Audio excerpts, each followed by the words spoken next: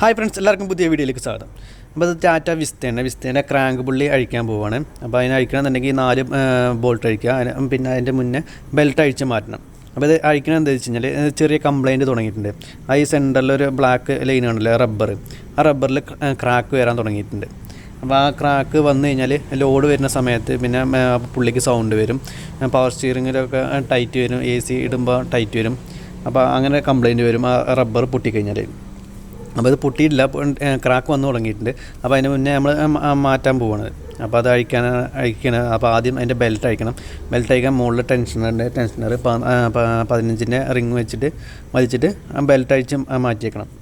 മാറ്റിയിട്ട് വേണം ഈ 4 ബോൾട്ട് അഴിക്കണം. ആ ബോൾട്ട് അഴിച്ച് കഴിഞ്ഞാൽ ആ പുള്ളി പുറത്തേക്ക് എടുക്കാം. അപ്പോൾ പുള്ളി നമ്മൾ ഫുള്ളായിട്ട് കേടുവരുന്ന മുന്നേ മാറ്റുകയാണ്. അപ്പോൾ ടൈമിങ് അയക്കുന്ന സമയത്ത് നമ്മൾ പുള്ളി അയച്ചപ്പോൾ കണ്ടാണ് സെൻറ്ററിലെ റബ്ബർ ക്രാക്കായി വന്നിട്ടുണ്ട്. ഉള്ളിലും ക്രാക്കായിട്ടുണ്ട്, പുറം ഭാഗത്തും ക്രാക്കായി വന്നിട്ടുണ്ട്. അപ്പോൾ നമ്മൾ ബെൽറ്റ് അയച്ചിട്ടുണ്ട്. ഇനി ആ 4 ബോൾട്ട് അയക്കണം. ആ ബോൾട്ട് നമ്മൾ അയച്ചുകൊണ്ടിരിക്കുകയാണ്. സെൻറ്ററിലെ ബോൾട്ട് അയക്കണ്ട, 4 ബോൾട്ട് അയച്ചു കഴിഞ്ഞാൽ ആ പുള്ളി മാത്രമായിട്ട് നമുക്ക് പുറത്തേക്ക് എടുക്കാം.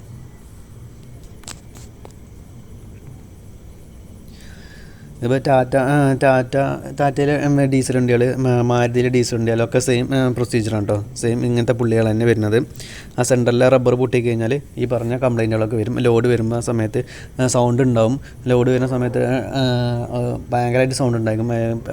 സ്റ്റിയറിങ് ടൈറ്റ് ആവും, AC വർക്കാവാതൊക്കെ ആവും നല്ല പോലെ പൊട്ടിക്കഴിഞ്ഞാൽ. അപ്പോൾ ബോൾട്ടുകൾ അഴിച്ചിട്ടുണ്ട്. ഇനി നേരെ പുള്ളി പുറത്തേക്ക് എടുക്കാം. അപ്പോൾ ക്രാക്കായ ഭാഗം ഞാൻ കാണിച്ചു തരാം.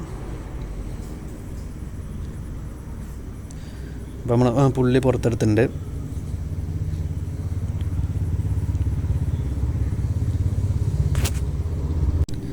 അപ്പോൾ ഇതാണ് നമ്മളെ പഴയ പുള്ളി. ഇതുണ്ടോ റബ്ബർ പൊന്തിക്കണുണ്ടോ? ഈ ഭാഗത്ത് ക്രാക്കായി വന്നിട്ടുണ്ട്. ഇതേപോലെ പൊട്ടി വരും. പിന്നെ പൊട്ടി വന്നു കഴിഞ്ഞാൽ ഇത് 2ആയിട്ടേ കറങ്ങുള്ളൂ. ഇത് 2 പോർഷനായിട്ടേ കറങ്ങുക.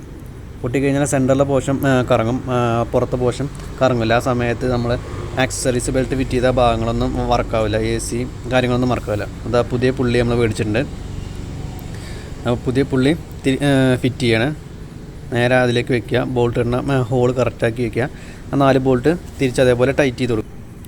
അപ്പോൾ നമ്മൾ എന്തെങ്കിലും കാര്യത്തിന് അഴിക്കുന്ന സമയത്ത് ആ പുള്ളീനെ റബ്ബർ പൊട്ടിയിട്ടുണ്ടോ നോക്കണ എപ്പോഴും നല്ലതാണ് കേട്ടോ. പൊട്ടിക്കഴിഞ്ഞാൽ പിന്നെ നമുക്ക് AC വർക്കാവില്ല. പവർ സ്റ്റിയറിങ് ഉള്ളതാണെങ്കിൽ പവർ സ്റ്റിയറിങ് വർക്കാവില്ല. അല്ലാന്നുണ്ടെങ്കിൽ നമ്മൾ പവർ സ്റ്റിയറിങ് ഓടിക്കുന്ന സമയത്ത് ഭയങ്കര സൗണ്ട് വരും, നോയ്സ് വരും. ഇതിന് മുന്നേ ഒരു ഫോർഡിൻ്റെ വീഡിയോ അതേപോലെ ചെയ്തിട്ടുണ്ട്. AC ഇടുന്ന സമയത്ത് ഭയങ്കരമായിട്ട് സൗണ്ട് വരും. അപ്പോൾ അത് കാണാത്തവരൊന്ന് കാണാൻ ലിങ്ക് ഞാൻ കൊടുത്തേക്കാം. അതും ഇതേപോലെ പുള്ളി കംപ്ലയിൻ്റ് ആയിട്ടാണ്. സെൻറ്ററിലെ റബ്ബർ വീക്കായി കഴിഞ്ഞാലും ഇങ്ങനെ കംപ്ലയിൻറ്റ് വരും. പിന്നെ പൊട്ടി കഴിഞ്ഞാലും ഇങ്ങനെയുള്ള കംപ്ലയിൻറ്റുകൾ വരും. അപ്പോൾ ഇത് മാരുതിയിലെ ഡീസൽ വണ്ടികൾക്കും പിന്നെ ടാറ്റയിലെ ഡീസൽ വണ്ടികൾക്കും ഒക്കെ സെയിം പ്രൊസീജിയറാണ്. പിന്നെ ബാക്കിയുള്ള വണ്ടികളൊക്കെ സെയിം ക്രാങ്ക് ഷാഫ്റ്റ് പുള്ളി ഇങ്ങനെ വരുന്നുണ്ട്, റബ്ബർ വരുന്നുണ്ട്. ആ റബ്ബർ പൊട്ടിക്കഴിഞ്ഞാൽ ഇത്ര സൗണ്ടുകൾ ഉണ്ടാവും. അപ്പോൾ എപ്പോഴും നമ്മൾ അഴിക്കുന്ന സമയത്ത് ആ റബ്ബർ പൊട്ടിയിട്ടുണ്ടോ ചെക്ക് ചെയ്യുന്നത് നല്ലതാണ്.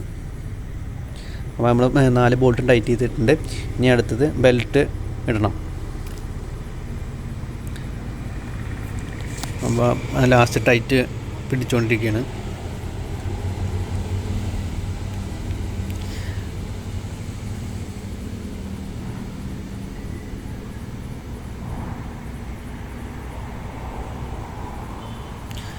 അടുത്ത് നമുക്ക് ബെൽറ്റ് ഇടാം. അപ്പോൾ ടെൻഷനറിൽ 14 റിങ് ഇട്ടിട്ട് വലിക്കുക. നേരെ അതേപോലെ തന്നെ അതേപോലെ തന്നെ ബെൽറ്റ് ഇട്ടിട്ട് വണ്ടി സ്റ്റാർട്ട് ചെയ്ത് കഴിഞ്ഞാൽ മതി. വീഡിയോ ഇഷ്ടപ്പെട്ടെന്ന് വിചാരിക്കുന്നു. ഇഷ്ടപ്പെട്ട് ഞാൻ ലൈക്ക് ചെയ്യാൻ മറക്കരുത്. അപ്പം സബ്സ്ക്രൈബ് ചെയ്യാൻ മറക്കരുത്. മറ്റേ വീഡിയോ ആയിട്ട് വീണ്ടും കാണാം.